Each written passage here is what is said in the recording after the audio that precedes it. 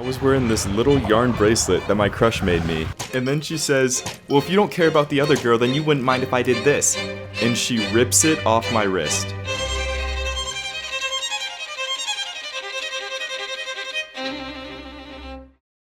Hey everyone, it's Doge the Mini. Today I'm gonna tell you guys the story of how my first friend group in college broke up. Just to give you guys a bit of a spoiler, I was heavily involved in that process. So going into college, I really didn't know anyone, but my college had this experience that you could sign up for where you can go to the college before classes actually start just to look around campus and maybe spend a night at the dorms. This is also a really good networking opportunity to meet kids in your class. Throughout the day, the students were separated from their parents, and this was like the first time that a lot of us really took independence in our lives. This is when I was starting to realize, like, wow, this is gonna be my life. I'm gonna be living away from my parents in a dorm with all of these people, which was just really crazy to think about. But anyways, we were pulled aside and we were put into different tour groups.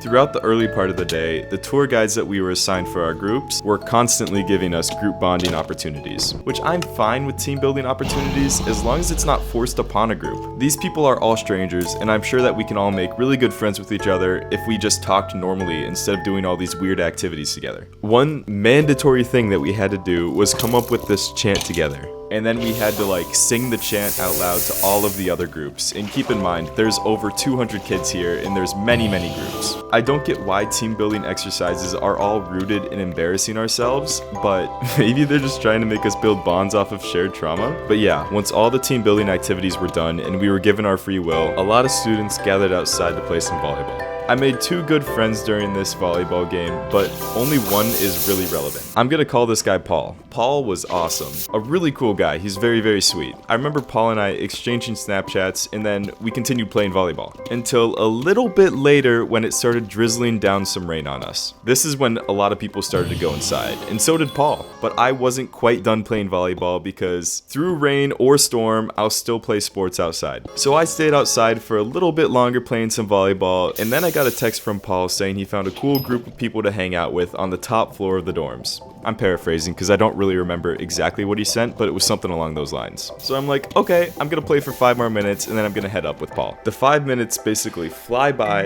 and then I head up to the top floor to meet again with Paul. Immediately, I am welcomed by a group of like 10 girls plus Paul, which is fine by me because I grew up in a household with only a sister and I only had girl neighbors, I only had girl cousins, and growing up as a kid, I really only had girl friends. This night was very fun. I remember staying up literally all night talking with people and made 2 pretty good friends. I'm gonna call one girl Taylor and the other girl Sam.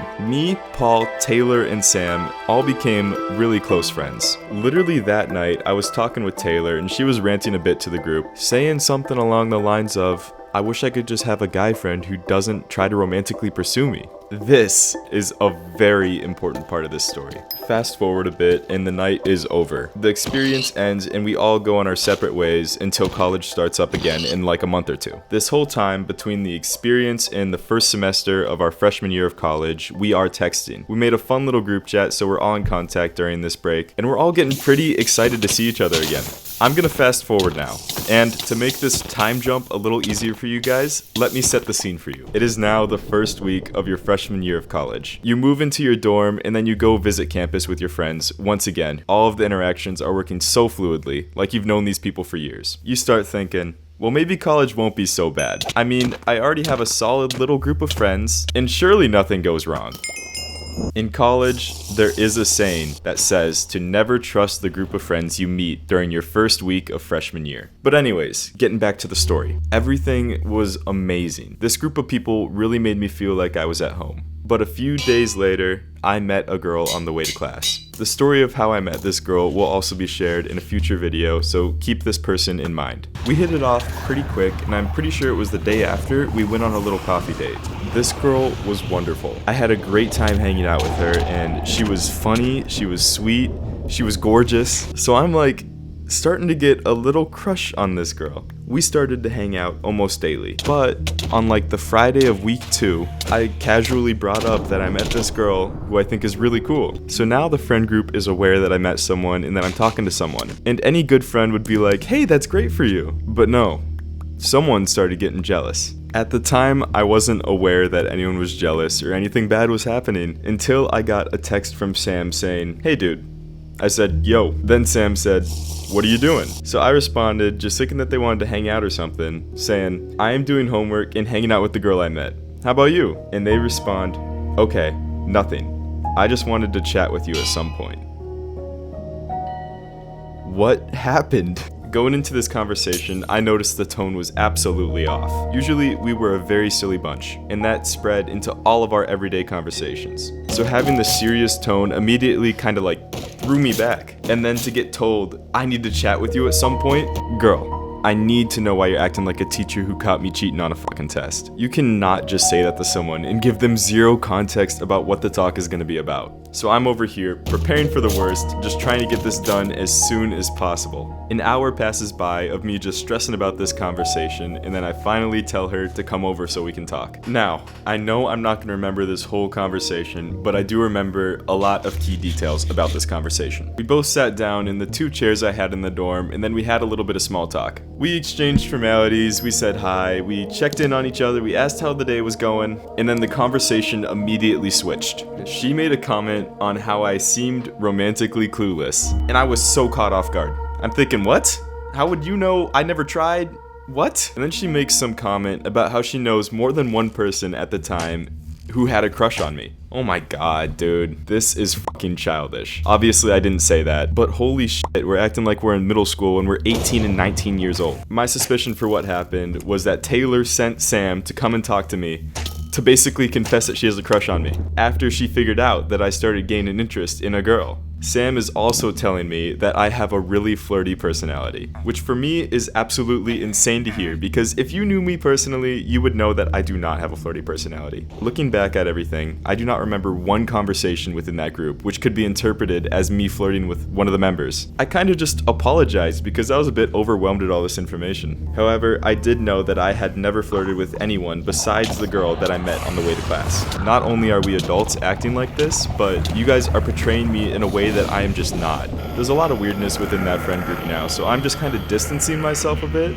until Paul invites me to his dorm so we can pregame and then go to a party. I arrive at the dorm and the group is Taylor, Sam, Paul, me, and some other girl. They're all pretty drunk or high at this time, so I'm just here to kind of supervise them and hang out. When it gets time to go to the party, we start walking. We get about 5 minutes away from Paul's dorm until he needs to go to the bathroom. So Paul runs back to his room and we're kind of left on the sidewalk. So now I'm just kind of standing here awkward with both Taylor and Sam in front of me, as well as this other girl. She is one of our close friends, but she isn't too relevant in this story. And all of a sudden, Taylor kind of gets in my face. Taylor is super drunk and she says, "You know that I like you." And then she makes a comment about feeling led on. I never flirted with you.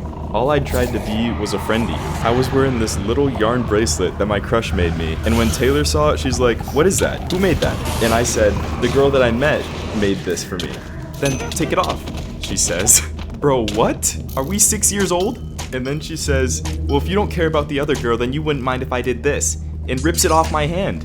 At least Paul is coming back, because I would have lost my shit and gone home right then and there. Paul finally gets back and we walk to the party, but it is disgusting. Plus, I just feel disgusted with the people around me that I came with because of what just happened. Not to mention, one of the girls that we came with is kind of dancing a little bit too close for comfort. So I kind of just look at Paul and say, "Hey, I'm gonna head out. You guys have a good one. Let me know if you guys need anything." And I left. I think that was one of the last times, if not the last time, that I hung out with that group. Paul is still a really chill guy. We don't really hang out, but I see him occasionally. But Sam and Taylor's behaviors were just disgusting, and I don't want to associate with that. And remember that crush that I was talking about? Me and her are now dating, and we're over a year strong. So I guess there really was a happy ending to this story. Although if I had one wish, I would wish that I just had her as a friend and that she did not try to romantically pursue me. Also, if you're gonna get a crush on me, don't be weird about it and just act your age. You don't need to be doing this whole sending your friend over to confess, or even drunkenly telling me and like cornering me on the way to a party. So my message for you guys is just be smart, be safe, have a great day, and make sure you subscribe.